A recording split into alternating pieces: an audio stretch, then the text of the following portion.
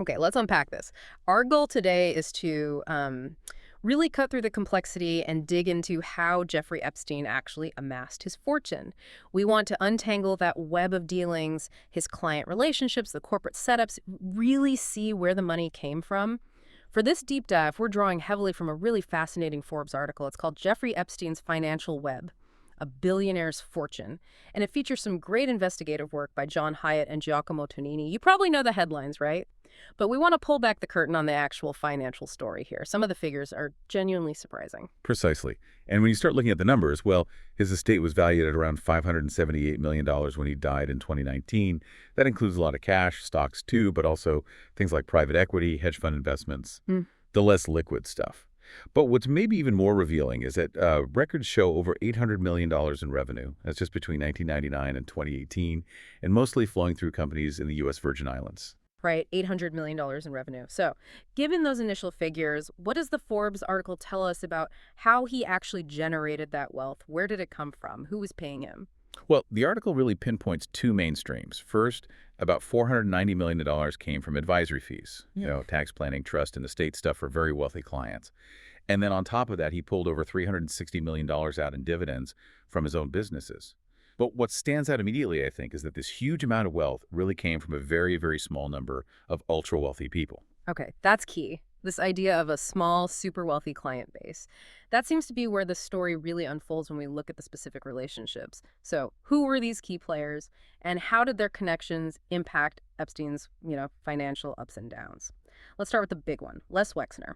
Les Wexner, yeah. Founder of the limited people know Victoria's Secret Bath and Body Works. He was definitely Epstein's most crucial client. Their relationship started way back, early 1990s, and it ran until 2007. And during that period, the estimate is Wexner paid Epstein something over $200 million. Over 200 million. And it wasn't just like straightforward financial advice, was it? His influence went deeper. That's a really critical point. Yeah. In 1991, Epstein gained power of attorney over Wexner's finances.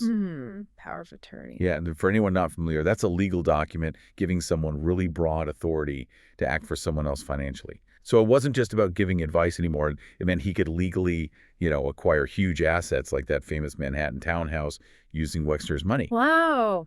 But that relationship ended very abruptly in 2007.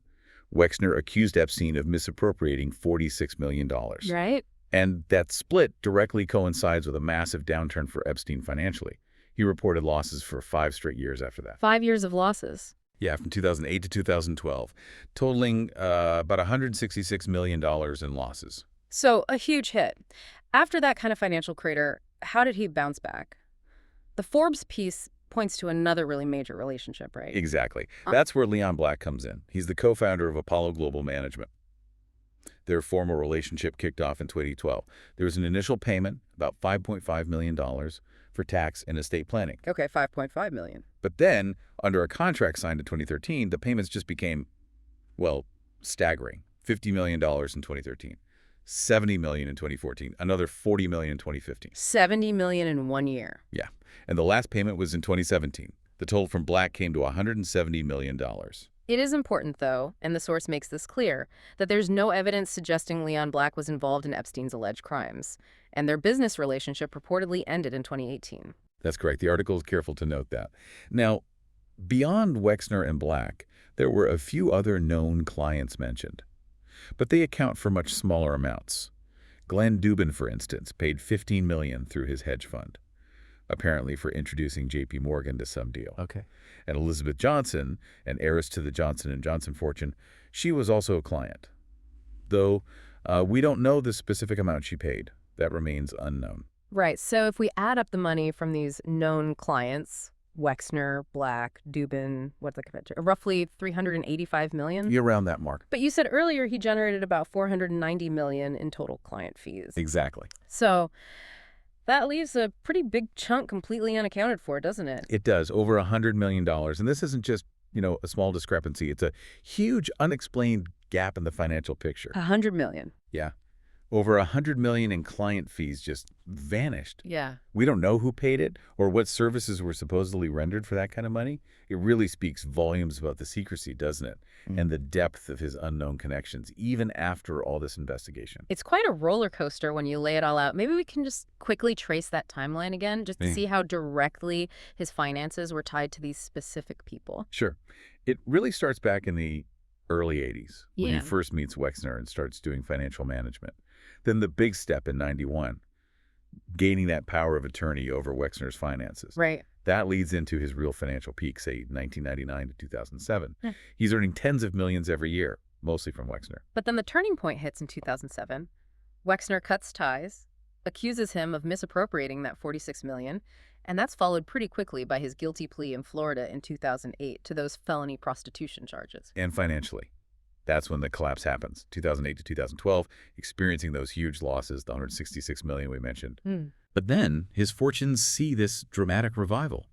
From 2012 to 2017, almost entirely thanks to Leon Black's payments. Okay. Relation with Blankins in 2018, and then, of course, his death in 2019, leaving behind that estate valued at $578 million. So, wrapping up this deep dive, what really emerges is this, well, this striking picture, isn't it? A guy with an estimated $500 million fortune. But it seems like it was built pretty precariously, relying almost completely on just a handful of billionaire patrons. Absolutely. The Forbes article really drives that home, how these massive sums were changing hands, supposedly for financial advice, but often way beyond standard industry fees. It just reinforces how crucial understanding the money is to, grasping the whole Epstein narrative. It's a really stark look at how opaque things can get in wealth management at that super high level. Hopefully for you listening, this gives a clearer picture of how Epstein actually built up and kept that incredible wealth, and maybe highlights just how much mystery still surrounds parts of his financial life. Yeah, and maybe it leaves you with a question to think about. What does it really say about that world of the ultra-wealthy when over $100 million in advisory fees can just remain totally unaccounted for? We don't know the clients, we don't know the specific services. What are the bigger implications when financial dealings can be that opaque?